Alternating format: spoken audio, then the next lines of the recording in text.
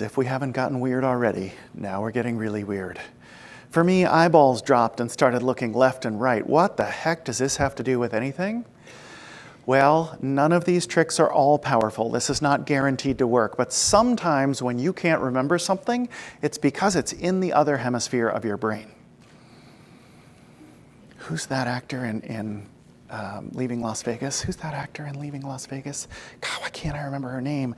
Yeah, it's not in your left hemisphere, dude. It's in your right hemisphere. Oh, Julia Roberts? Was that who it was? Was it Julia Roberts? I'm not good with movies. So when you look left and right like this, yes, you look like a freak. But what you're doing is you're activating both hemispheres of your brain.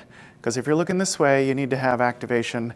It's crossed over in here, and if you're looking right, here. So when you move your eyes left and right, you might help yourself find that information in the other hemisphere.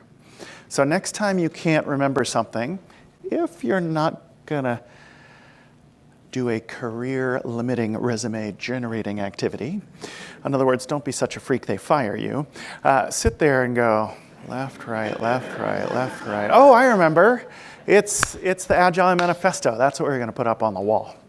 So for me, it was a giant pair of eyeballs with nothing attached, looking left and looking right, right in the middle of my upstairs space. In your third from final memory palace space, I want you to picture eyes.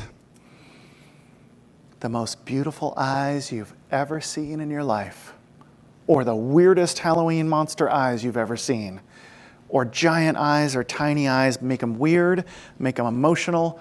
Picture eyes.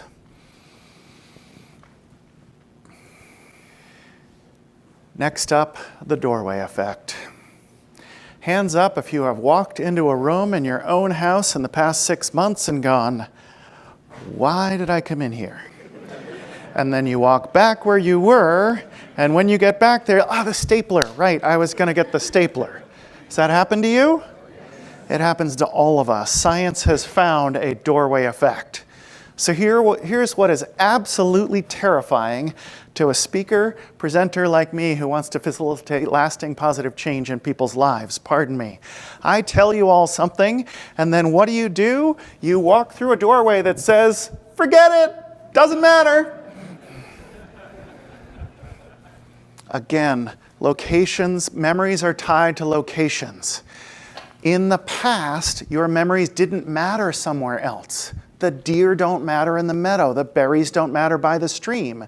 And so a doorway, real, man-made, natural, or get this, virtual, for all of you doing virtual training, when you walk through a door, it signals your brain, never mind, doesn't matter, let it go, forget it.